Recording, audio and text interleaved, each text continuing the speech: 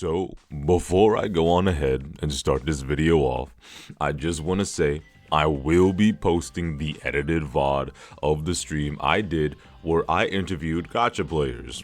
Variety of gacha players, you guys, my shoe gang, and other consistent viewers, and even people that just wanted to be a part of it just because. It's just gonna take some time to finish what I wanted to do, and also make it align with my schedule since I am behind on a lot of videos that I wanted to make.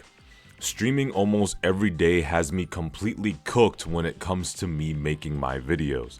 It's a lot harder to do, and all this activity I've been doing has been severely cutting into my social life. But don't worry, it is coming.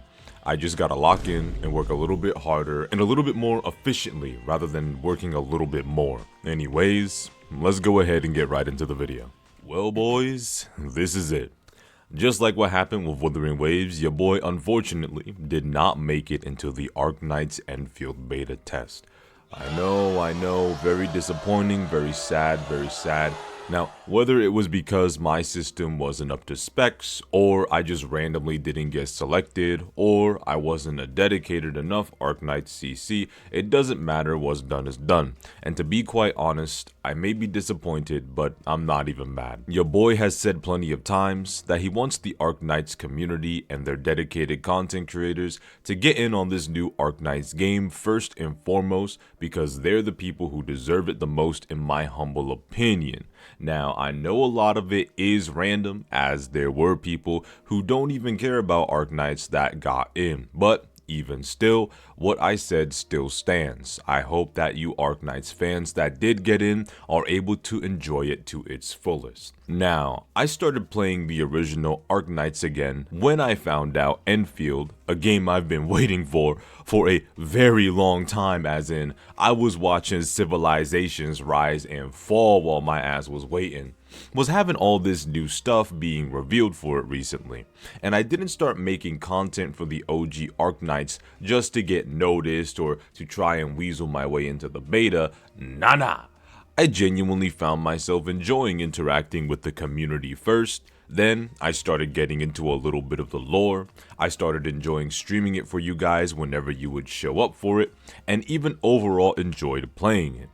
I didn't think I would come back to Arknights after quitting and liking it as much as I did, especially since I absolutely hated it when I first played it when the game first dropped. I mean, I'ma be real, them chibi characters do be looking adorable, and I can appreciate the art very much so regardless of whether it's old or new art, but I didn't want to sit here and just talk about how a motherfucker is disappointed he ain't make it in.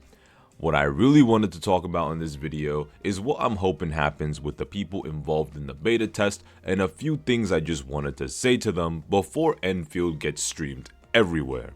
Also, if anyone has any suggestions of streamers or YouTubers I could watch for Endfield content, do let me know in the comments below.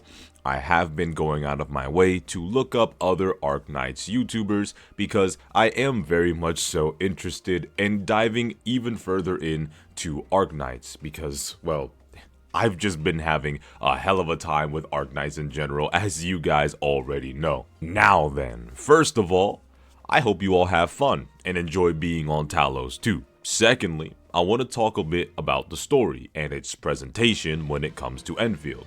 I'm still getting a feel for OG Arknights story and plan on watching the anime, of course, amongst other things, and continue to look out for more Terrastorian content to consume in the future alongside other YouTubers that may cover Arknights from a narrative perspective. So I'm not really going to tell you guys whether or not to leave the Endfield story alone if it doesn't come up to par with what you may be used to.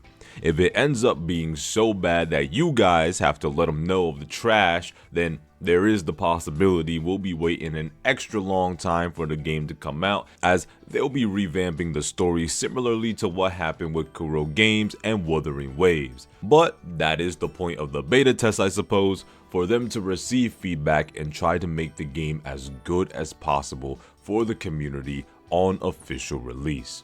I really do hope that the story for Endfield isn't such abysmal dog shit to the point that you legit sit back like you're a Marvel comic obsessor watching the MCU seething with more hatred than Goku staring down Frieza after he just finished watching him destroy his best bald-headed homie, Krillin.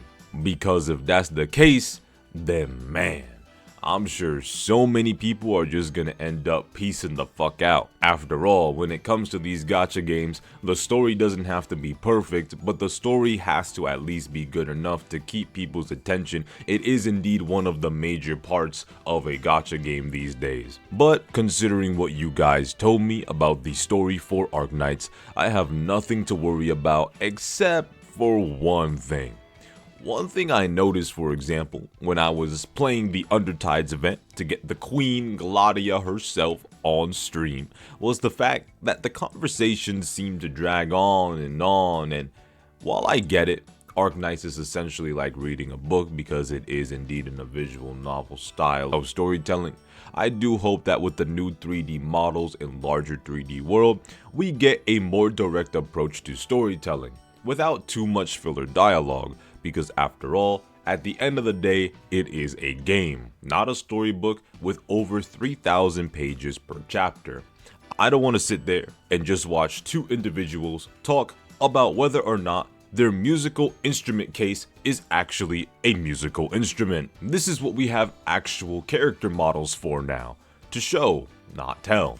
I'm not saying Arknights' style of story is extremely flawed, because that would be disingenuous to say as someone who has barely experienced things outside of Chapter 3 and one event, but I think based off of what I saw, Endfield should definitely be handled differently narratively, especially since the world is going to look a little bit different. Now, for this point, please, I beg of you guys, on my knees as if I was a God-fearing super Christian, praying for God's forgiveness because I couldn't donate to a children's health foundation fund, not because I simply didn't want to, but because I didn't have the money, yet still feel like it's somehow my fault. Whatever you do, please do not try and convince Hypergriff to change the team system where all the characters are out at the same time. Please, I beg. We do not need another gacha game that only allows you to run around as one character and you swap to the next. That shit is lame and boring. Seriously, I detest it. And sure, it can indeed be cool sometimes in games like Wuthering Waves or PGR, but I've always personally despised it no matter what game I was playing. And I really want to get back that Ultimate Alliance feeling back on the PS2, and overall get that feeling I got from playing games where you have a team actively out and following you around. And before anyone complains about them blocking your way, no, this isn't Skyrim, stop that shit. Usually, games with these teams that follow you around allows you to just walk through them, or the characters will simply move out of the way so you don't get stuck. It's common sense. And just in case there are people out there that might be confused on how it will work, it's literally just AI controlled companions until you switch to the character you want to play. It's really that simple. And before anyone else says this, yes, I already know Ether Gazer exists. I spent hella time in it already and even spent money. I think I'm good off that. I think that this mechanic in itself in a massive world will feel refreshing in the gacha space and will set Endfield apart from all of these other gachas. Hell, if Endfield ends up being super good, I'm just finna not even invest any time in Anantha because I don't plan on playing any other new gachas. Guys, I just can't do it. I don't want to do it.